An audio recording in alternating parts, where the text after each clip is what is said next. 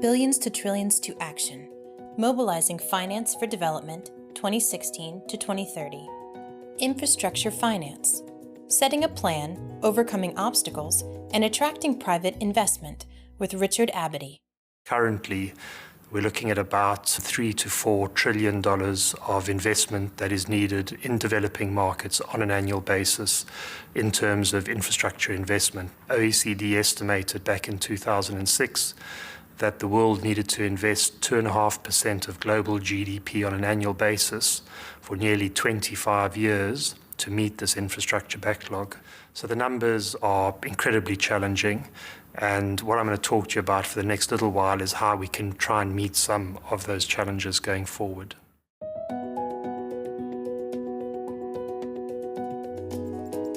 When governments are strategically focused on delivering infrastructure, they need to do it over the long term, and that could be 20 to 30 years that they're planning out, and they need to have it in a context that they can communicate a plan to the market that will be bidding for and financing these projects. Now, clearly, it's one thing setting a plan in place, which leads me to my second key point, which is you then need, after you've developed the plan, some form of unit within the government or the regulator to implement the plan, to monitor it, to deal with the inevitable change that will come from time to time, and to make sure that ultimately there's somebody accountable for delivery of the plan. It's very difficult for people to invest for the long run if every time a government changes there's a fundamental U-turn in how people are investing in infrastructure. You need that consistency on a cross-party, cross-government basis to make investment in infrastructure account and deliver the outcomes that you're hoping for. There's other areas like legal and regulatory frameworks that have to be in place. The rule of law has to be respected. If there are regulations around the ability to contract, the levels of returns, the period over which governments can contract for infrastructure development, all of those need to be codified, laid out, and broadly accepted. It gives investors in the country a lot of confidence when they see stable legal and regulatory environments as well.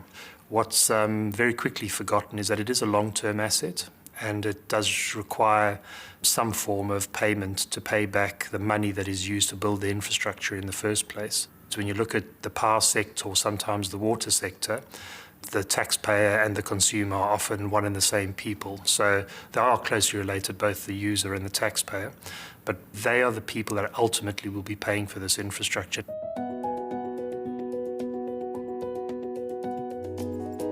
You do need competitive pressure. It's key to defend and to protect the user and the taxpayer in terms of ensuring that infrastructure is efficiently delivered.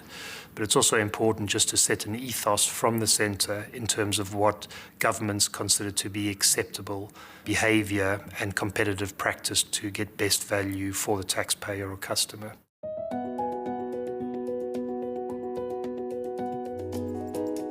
When you're building infrastructure, and I'll come to this a little bit later, there's lots of risk inherent in building infrastructure. But what I have seen in many places is that either that risk is not understood or it's very badly managed. And it creates a lot of uncertainty, it creates a lot of dispute. And it's important from the get-go, if you're going to deliver a large-scale infrastructure program, to understand who's best able to manage the individual risks and to mitigate them, and then to allocate those risks to those parties that can manage, bear, and mitigate those risks best.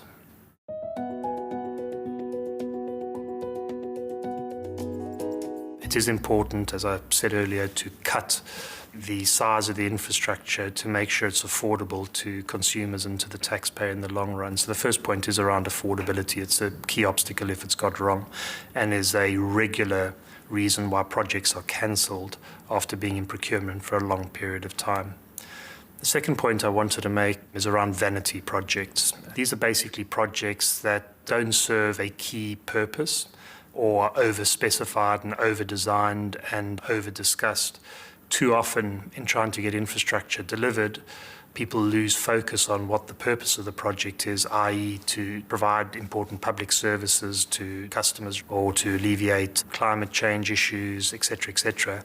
And what you do tend to find is they become politicians' pet projects or politically motivated projects, and neither of those are recipes for successful infrastructure programs or projects going forward. It's important for governments and developers engaging in infrastructure development to be as transparent and as open as possible about what they're doing, including maybe under Freedom of Information Acts, releasing this information into the market so that people, both customers and taxpayers, have some insight into why decisions have been taken and how they've been taken.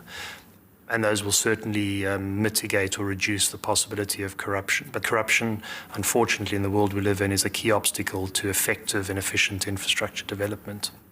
The fifth point I wanted to make is around incentives for foreign direct investment. We live in a very competitive environment, and arguably there's a scarcity of capital, both human capital, people, and financial capital. And it is true that investors and employees, when they look around the world, they are making choices as to where they put their money or where they put themselves to work. And it is important that when people are doing that, that the country that's trying to attract either the money or the people has pretty open labor laws, for example, financial incentive regimes, transferability of capital and the like. If you have closed economies that inhibit the free movement of people or money, that's likely to be an obstacle to efficient delivery of infrastructure programs.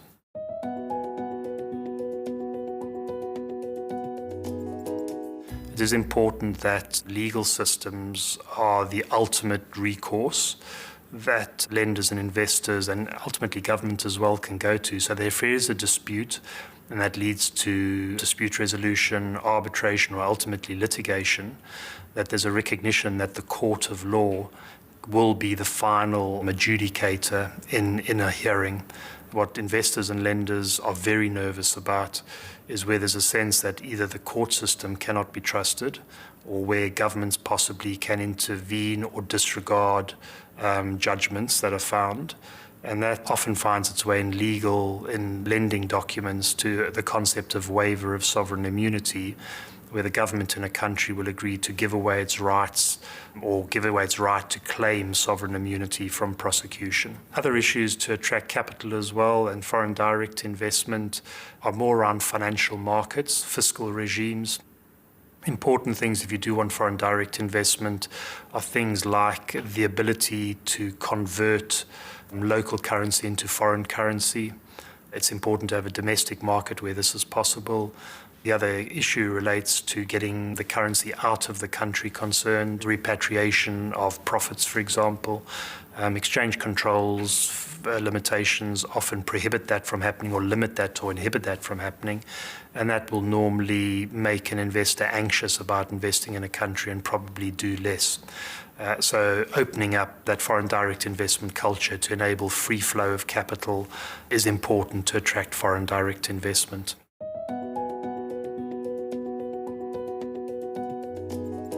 Some of the issues that investors and lenders will face is around the ability to source derivative contracts or swap contracts for inflation rate risk, foreign exchange risk, interest rate risk over the long term.